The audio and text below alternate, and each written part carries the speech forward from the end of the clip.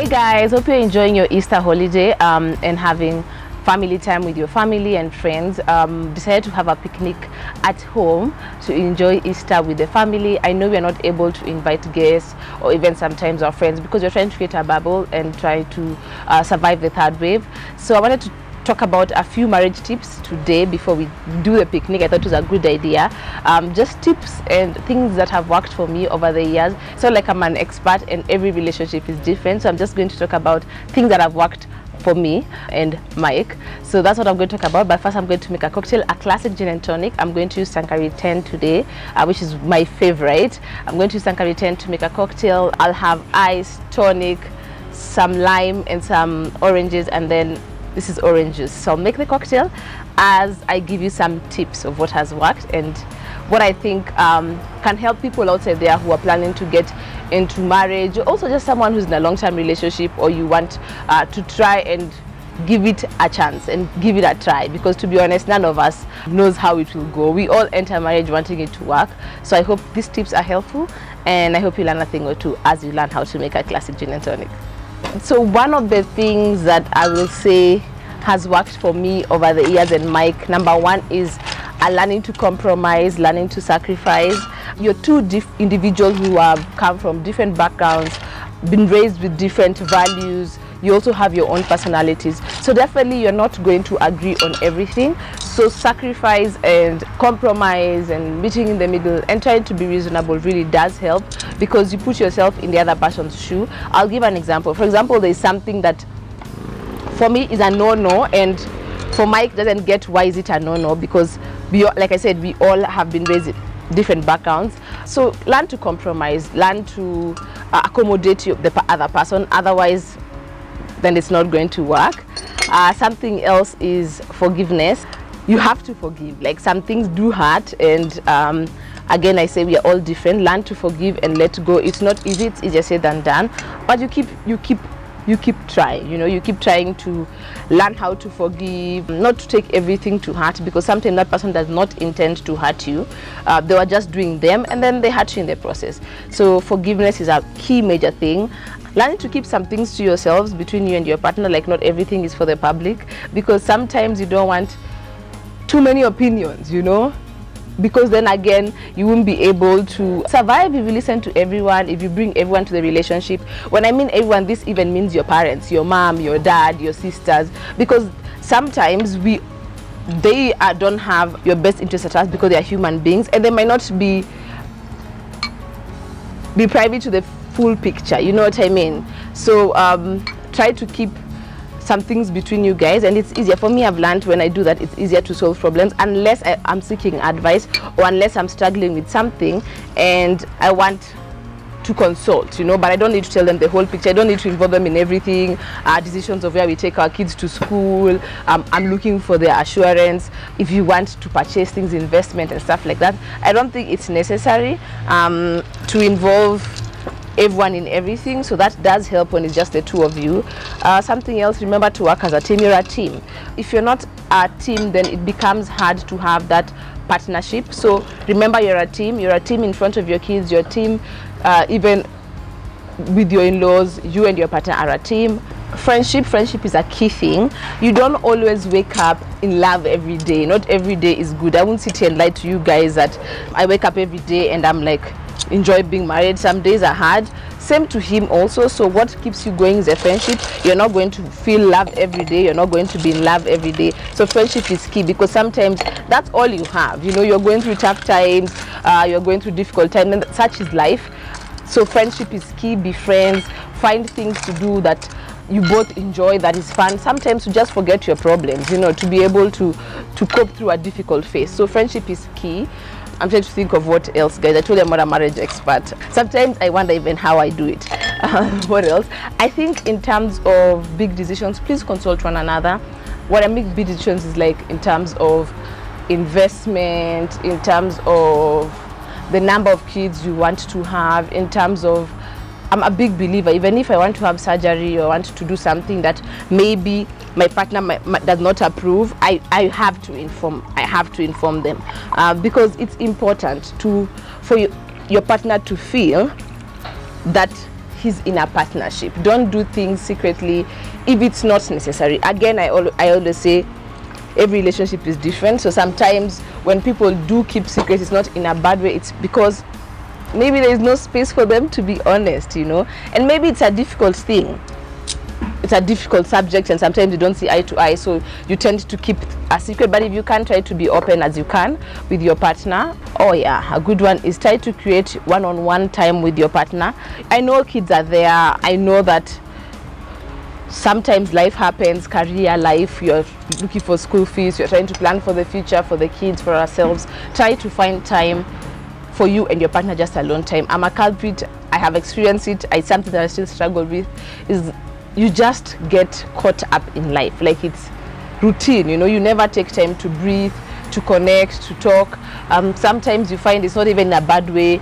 At the end of the day, you're not able to update your partner on everything that has happened in a day because you're all busy. So be intentional to create time, alone time between the two of you. It doesn't have to be expensive. It could be even nyama choma, you know, and nyama choma joint where you have nyama choma and talk. It could be a walk. It could be a gym session. Simple things. Create time for both of you, because you can be in the same house and you are not in each other's lives, you know, and it happened, and it's not anyone's fault. People are just doing life. Life is hard. There's a lot of pressure. So remember to create alone time.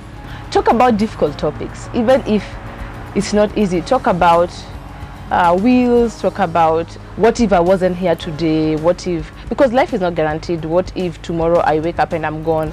What would you like your partner to do? Have those difficult conversations. You know, we can't just all the time ignore the fact that such things might happen, you know. So let's have those conversations with your partner. In terms of investments, I usually advise even women, be aware of what is happening. So in case no one is guaranteed, it doesn't mean that I will go before Mike, you know. So let your partner know whatever you've invested in, so that if you're not there, they will be able to go and secure those investments for the sake of your children and your family. At the end of the day, you're doing it for them. Something else is prayer and having space for God or a higher being in your relationship, because sometimes some things are difficult. Sometimes you don't agree on things, you don't see eye to eye. Some days you go even days you're talking to each other, and prayer does help. Prayer sometimes helps soften your partner, soften the situation. Prayer also helps to get through difficult times, and difficult times are there because don't forget there is life that is happening to you as a person, your career, there's kids who are also growing, there's finances, there's a lot happening. So prayer is important, and having space to know that when things are difficult and between us you can't solve it, there's a higher power who can intervene. When it comes to finances, try your best to be as open as you can. Same as investments. I think it's important for a couple to budget. If you feel you need to have joint accounts, your own account, I always feel as much as you're in a partnership, there needs to be a bit of freedom. There needs to be that individuality that you're still yourself.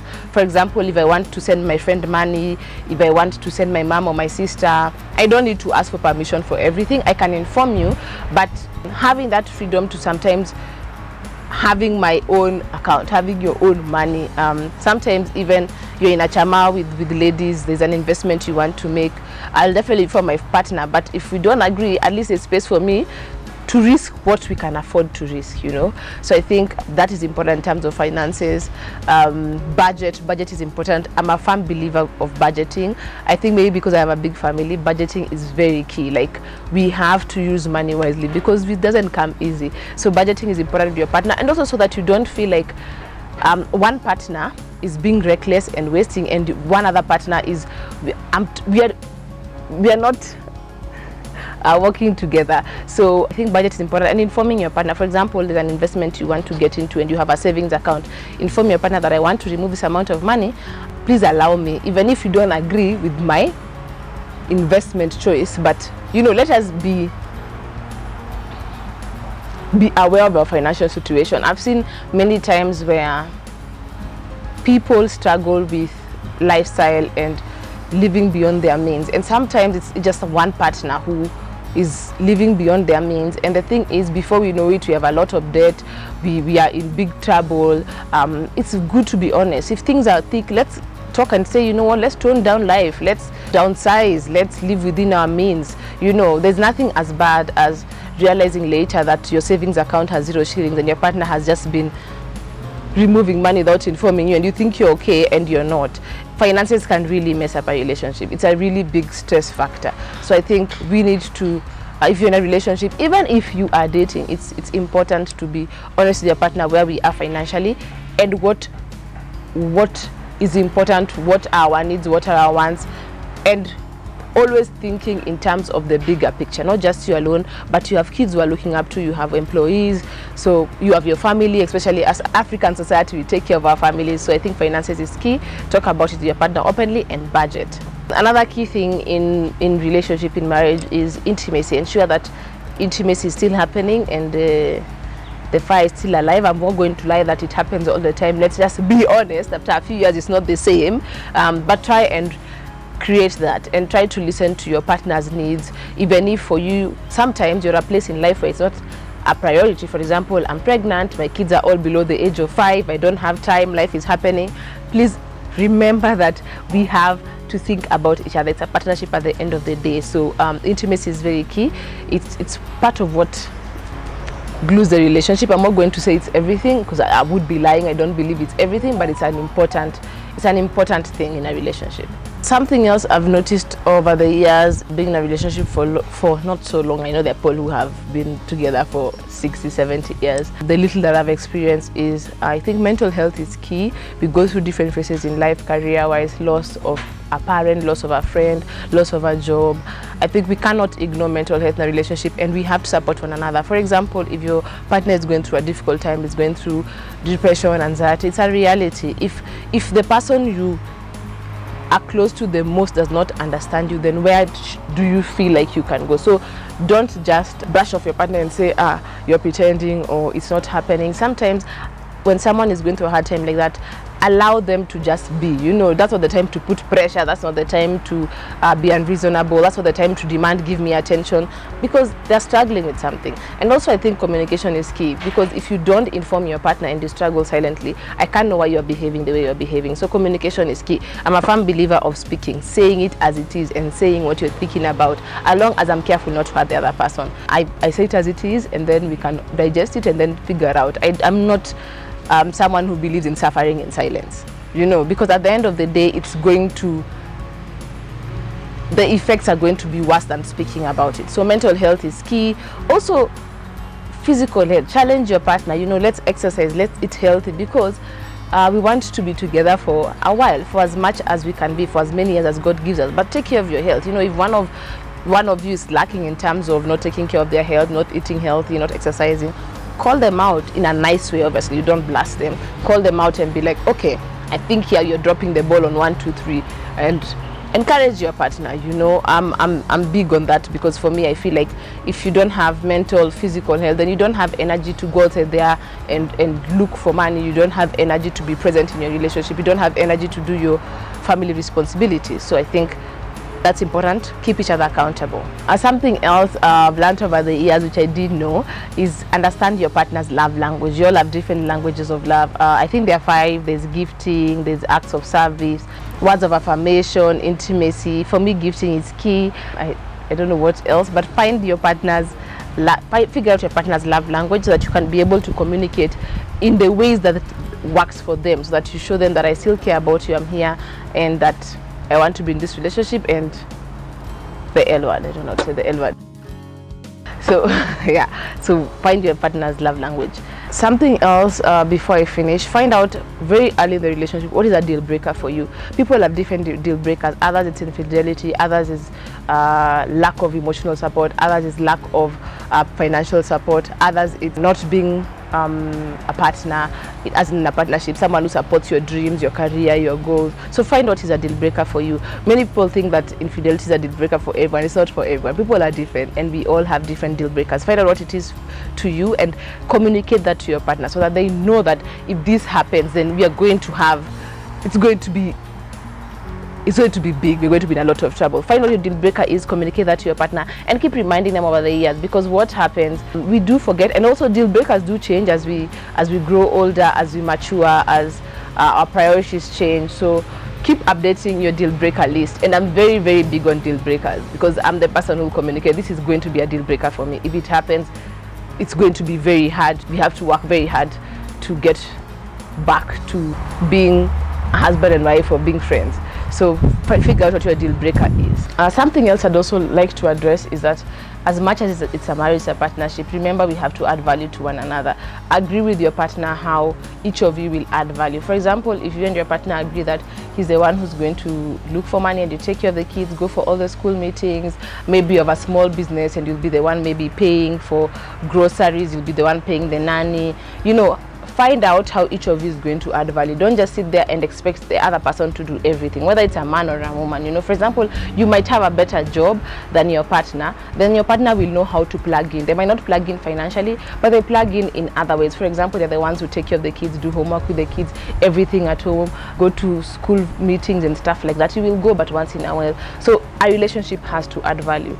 The moment when you realize that one person is not adding value, that's when you have resentment, and that's when you're like, I could do without you, what are you adding, you know? So add value in whatever way. It could be you adding value, could be again, like I said, we have house moms, we have dads who also stay at home. Find what adds value to you. And another thing, you don't have to explain yourself to anyone. You don't have to explain yourself to your friends, to your parents. It's an agreement between the two of you. So don't feel like you have to explain to anyone. For example, I feel like sometimes in our society nowadays, there are women who choose to stay at home with their kids and run the house. Other women make them feel guilty. You don't know the agreement that they have with their partner. So as long as you're adding value to each other and you keep reevaluating, because sometimes you stayed at home when the kids were young and now the kids are big and I want to go back and try business or go back to my career. So keep communicating. Ensure that all of you are adding value in whatever ways you guys agree.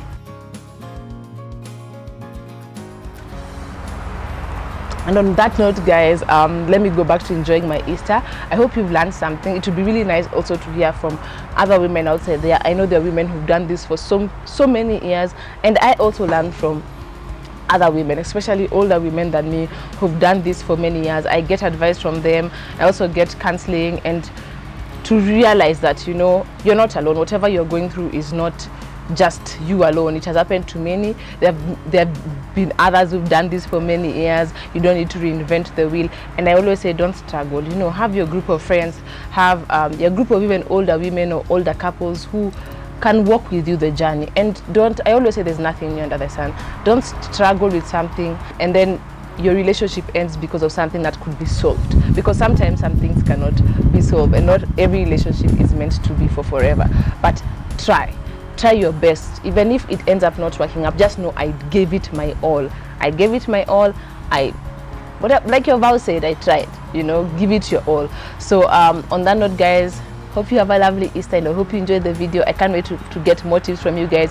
And maybe one day I'm going to invite maybe 2 older women and maybe an expert to just delve deeper into this topic of tips for married people. I know it's not easy. We live in a world, even I think our kids fear getting married. It's not something that comes easy to them, because sometimes they lack good examples around them. But I always say there are good examples around you. You have to decide to open your eyes and look and search. There are good marriages out there. There are marriages at work, and I always say it's not for everyone. Everyone has their own journey. So yeah, for anyone who's getting married, who's already married, who's in the process, please don't fear, because we don't know what we are doing. We are trying. Okay, so hope you enjoy your Easter, and until next time, guys, bye.